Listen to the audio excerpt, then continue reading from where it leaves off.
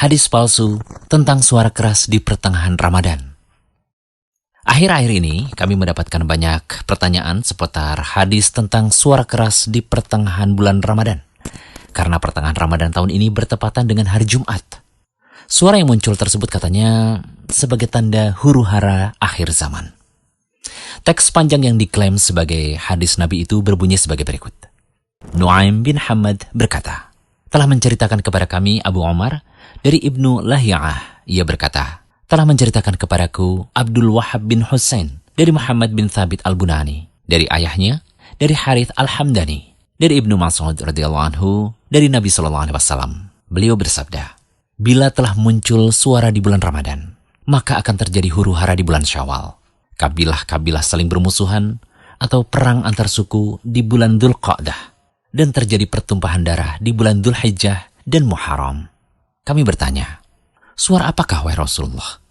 Beliau menjawab, suara keras di pertengahan bulan Ramadan. Pada malam Jumat, akan muncul suara keras yang membangunkan orang tidur, menjadikan orang yang berdiri jatuh terduduk, dan para gadis keluar dari pingitannya pada malam Jumat di tahun terjadinya banyak gempa.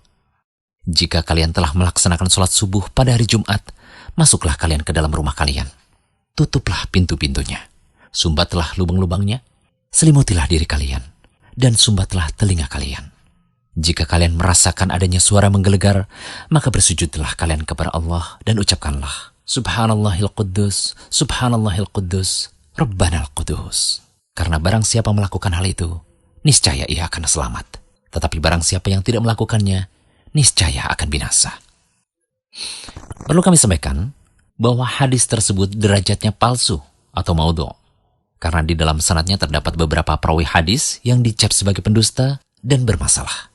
Sebagaimana diperbincangkan oleh para ulama hadis, para perawi tersebut antara lain Nu'aim bin Hamad, dia seorang perawi yang dhaif atau lemah.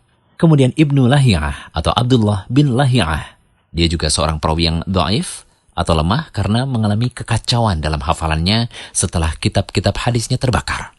Ada pula Abdul Wahab bin Husain, dia seorang perawi yang majhul atau tidak dikenal.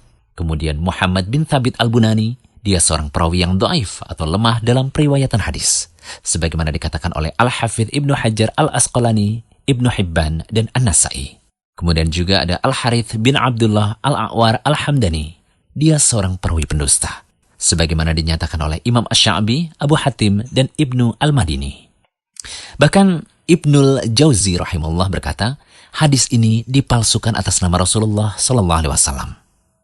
Sebenarnya nih ya, kalau mau mengingat kembali Ramadan tahun 2012 dulu, di mana pertengahan Ramadan atau 15 Ramadan 1433 Hijriahnya juga bertepatan dengan hari Jumat loh.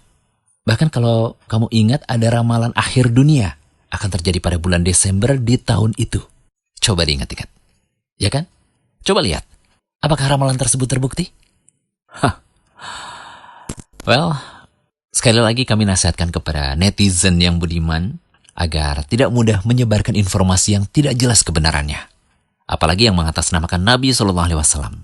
Karena menyebarkan kedustaan atas nama beliau memiliki ancaman yang berat. Dari Al-Mughirah, ia mendengar Rasulullah SAW bersabda, sesungguhnya berdusta atas namaku tidaklah sama dengan berdusta pada selainku. Barang siapa yang berdusta atas namaku secara sengaja, maka hendaklah dia menempati tempat duduknya di neraka.